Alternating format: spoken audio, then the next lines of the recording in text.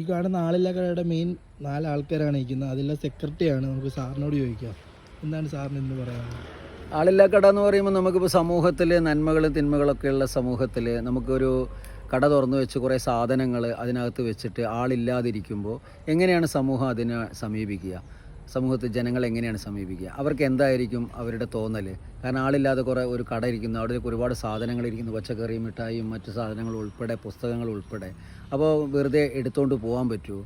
പൈസ ഇടാതെ ഇപ്പോൾ ഇങ്ങനെ സമൂഹത്തിൽ തന്നെ ഒരു ചർച്ചയാവാൻ പറ്റുന്ന രീതിയിലുള്ള ഒരു ആശയമാണ് സത്യത്തിൽ ഇത് ഭൂമിക്കാരൻ മുന്നോട്ട് വെച്ചിരിക്കുന്നത്. ആ ആശയം സമൂഹത്തിൽ ചർച്ച ചെയ്യപ്പെടുകയും ചെയ്തു. പക്ഷേ ഇവിടെ ഒരിക്കൽ പോലും അങ്ങനെ ആരെങ്കിലും അങ്ങനെ എടുത്തുകൊണ്ട് പോവുകയോ അങ്ങനെ ഒരു ഒരു ഒരു ഒരു സാമൂഹ്യ വിരുദ്ധമായിട്ടുള്ള ഒരു സംഗതി ഇവിടെ നടന്നിട്ടില്ല.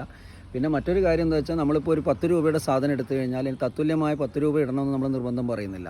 നിങ്ങളുടെ കയ്യിൽ എന്താണുള്ള 5 രൂപയാണ് 5 ഇടാം, 15 ഇടാം.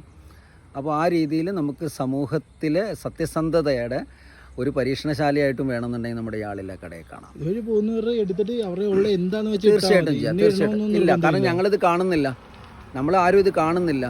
നമ്മളതിന് ഫുൾ ടൈം 6 മുതൽ 6 വരെ, രാവിലെ 6 മുതൽ 6 മണി വരെ. അപ്പോൾ അതിനകത്ത് ഒരു പൈസ ഇടാൻ വേണ്ടി ഒരു ബോട്ടിൽ വെച്ചിട്ടുണ്ട്.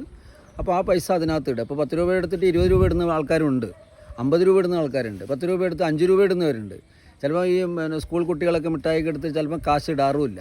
പക്ഷെ ഞങ്ങളെ സംബന്ധിച്ചിടത്തോളം ആ ഒരു എന്താ പറയുക, അവർക്ക് തന്നെ തോന്നണം ഇത് ഞങ്ങൾ ചെയ്യുന്നത് ശരിയല്ല.